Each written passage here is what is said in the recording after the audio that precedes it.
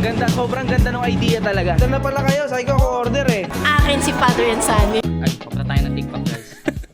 A day in a life as a brand owner. Today, nandito tayo sa bandang Cainta. Meron tayong meeting, meron tayong gagawin PR package. So, may meeting natin yung gagawa ng box para sa atin. So, mabibigyan dito yung mga usual na influencers natin. So, we want to make it special para dun sa mga special people na sumusuporta sa brand. Sana ma-pull off natin na mas maganda tong PR package. Something unique na ginagawa natin ngayon sa Father and Son this 2026. Re-level up natin yung ating experience with the brand. Experience ng influencers, experience ng customers. Ayun yung mga vlogs na makikita nyo sa akin ngayon dito sa Father and Son. After this, we have meeting with TikTok. Samahan nyo ako, sobrang habang araw nito sa full vlog ng ating buong araw.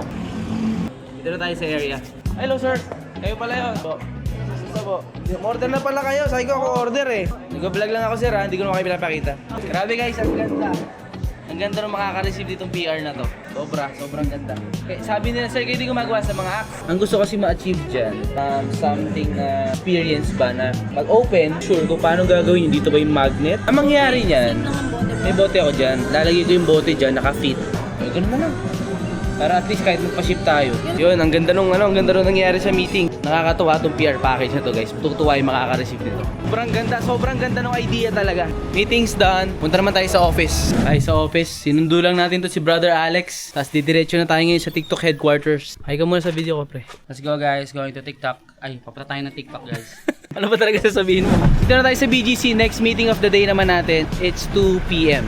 Phillies. Affiliate, 3.14. So, sobrang taas. Oh yes, basically Ano correct. yun na natin? Huwag na tayo magkano. After ng meeting, syempre coffee muna tayo.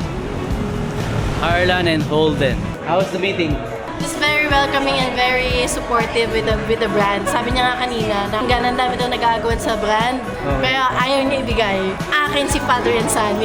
Treat ni Alex coffee may achievement niya yung 2020 26 Thank you. Ngayon, nilibre ko naman siya sa Tapsilog. Back at the office, 6:30 PM, back at the office na tayo. And finally, Chowi! Bebe! Sino din to? Hello, Daddy. Ang kuya ko, hello. Bye, guys. Bye guys! Thank you for watching. Bye guys. Guys. Dito na natin tapusin yung vlog. I need to rest and spend time with my kids.